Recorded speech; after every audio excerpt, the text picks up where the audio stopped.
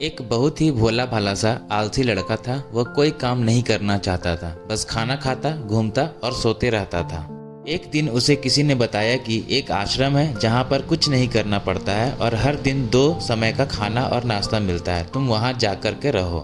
उस आलसी लड़के ने सोचा कि ये तो बहुत ही बढ़िया है और वह उस आश्रम में जाकर रहने को सोचा। और फिर वह भोला भाला आलसी लड़का अपना सारा सांसारिक जीवन छोड़कर उस आश्रम में जाकर रहने लगा। आश्रम में गुरुजी रहते थे। वह कुछ समय सबको प्रवचन देते हैं। वह आलसी लड़का सुनता था, बाकी समय आराम करता और फिर भर पेट खाना खाकर सो जाता था। ऐसे ही उस लड़के का दिन गुजरता गया। एक दिन उस आश्रम में कुछ भी नहीं बना। नाश्ते के समय नाश्ता नहीं मिला। उसने सोचा नाश्ता नहीं मिला, भोजन तो मिलेगा। अब भोजन के समय भी उसे भोजन नहीं मिला। लड़का दौड़ करके गुरुजी के पास गया और उसने पूछा कि आज भोजन क्यों नहीं बना। गुरुजी ने कहा कि बेटा, आज एकादशी है और जितने भी आश्रम के सदस्य हैं उनका उपवास है और तुम्हारा भी आज उपवास है, आज भोजन नहीं बनेगा।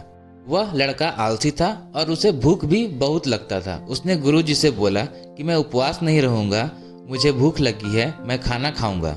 गुरुजी ने बोला ठीक है, जाओ भंडारे में से सामान लेकर के आओ और आश्रम में नहीं बाहर ले जा कर के बना लो, लेकिन याद रखना भोजन बनाने के बाद सबसे पहला भोग भगवान को लगाना और फिर तुम प्रसाद पाना। वह लड़का बोला ठीक है और फिर अनाज लेकर नदी की ओर पहुंचा। भोजन पकाने लगा, तैयार हुआ। उसके बाद कहने लगे कि भगवान श्री राम आइए, पधारिए, भोग लगाइए। और जब उसे लगा कि भगवान तो आ नहीं रहे हैं तो फिर कहने लगा कि मुझे मालूम है आपको तो अच्छा खाने की आदत है, मैं बना नहीं पाया और मुझे अच्छा भोजन बनाने भी नहीं आता, लेकिन जो भी रूखा सूखा बना है आकर खा लीजिए। भगवान श्री राम उसकी सरलता पर बहुत ही प्रसन्न हुए और उस लड़के को दर्शन दे दिए। उसने देखा कि भगवान श्री राम आए हुए हैं और उनके साथ में माता सीता भी आई हुई है। लेकिन लड़के ने सिर्फ 2 लोगों के लिए ही भोजन बनाया था, एक अपने लिए और दूसरा भगवान के लिए। और अब क्योंकि भगवान के साथ माता सीता भी आई हुई थी तो उसने उस भोजन को माता सीता और भगवान के सामने ग्रहण करने के लिए रख दिया। भगवान श्री राम और माता सीता ने भोजन किया और उसके बाद जब वह जाने लगे तो यह भोला सा आलसी सा लड़का बोला कि प्रभु आप आए, दर्शन दिए, बहुत अच्छा लगा। मुझे खाने को कुछ नहीं मिला, लेकिन कोई बात नहीं, लेकिन आपसे एक विनती है कि अगली बार जब आप आएंगे तो कितने लोग आएंगे ये बता दीजिए, ताकि मैं उतने लोगों के लिए भोजन बनाकर रखा रहूं। भगवान श्री राम मन ही मन मुस्कुराए और फिर अंतर ध्यान हो गए। लड़का आश्रम गया, दिन बीतता गया और फिर एकादशी का दिन आया और इस बार उसने 3-4 लोगों के लिए अनाज लेकर खाना बनाने के लिए नदी के किनारे पहुंचा और उसने बड़े प्रसन्नता से भोजन बनाया और इंतजार करने लगा कि प्रभु आइए और भोग लगाइए। इस बार लड़का देखता है कि भगवान श्री राम पूरा राम दरबार लेकर आए हैं, जैसे माता सीता, लक्ष्मण, भरत, हनुमान जी और सभी लोग आए हैं। लड़के ने 3-4 लोगों का भोजन बनाया था और इस बार भी भोजन कम पड़ गया। लड़के ने निराश होकर भोजन को प्रभु के आगे रख दिया। उन्होंने भोजन किया और फिर चले गए और इस बार भी लड़का फिर से भूखा रह गया। अब लड़का फिर आश्रम गया, दिन बीतता गया और फिर एकादशी का दिन आया और इस बार गुरुजी से कहने लगा कि गुरुजी मुझे इस बार थोड़ा ज्यादा अनाज चाहिए। गुरुजी सोचने लगे कि यह इतना सारा अनाज का करता क्या है, कहीं इसे बेचता तो नहीं है। फिर उन्होंने कहा कि ठीक है, भूख से परेशान रहता है। लड़के ने कहा कि नहीं गुरुजी, मैं भूख से परेशान नहीं रहता हूँ, प्रभु के साथ बहुत लोग आते हैं, उनको भी तो भोजन कराना पड़ता है। गुरुजी को लगा कि लड़का पागल हो गया है, लेकिन गुरुजी ने सोचा कि चलो एक बार चलकर देखते ही है कि लड़का इस अनाज का करता क्या है।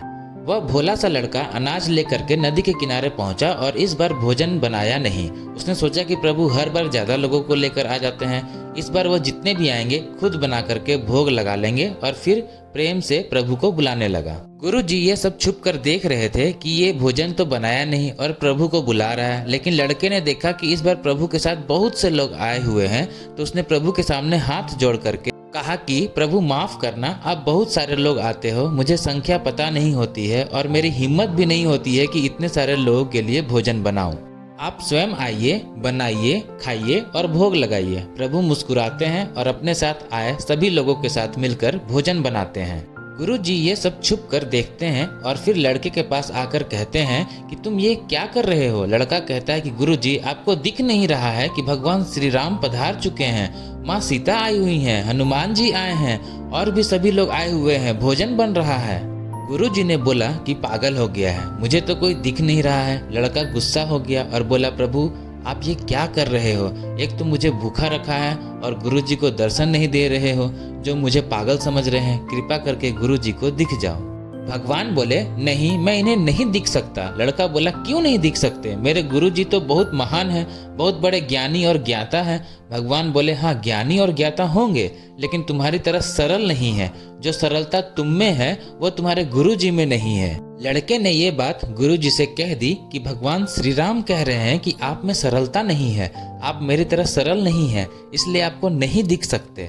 गुरुजी की आंखें नम हो गईं और रोने लगे और बोले कि बिल्कुल सही कहा, मेरे अंदर तुम्हारे जितना सरलता नहीं है। और फिर माफ़ी मांगने लगे और फिर भगवान ने गुरुजी को भी दर्शन दिए।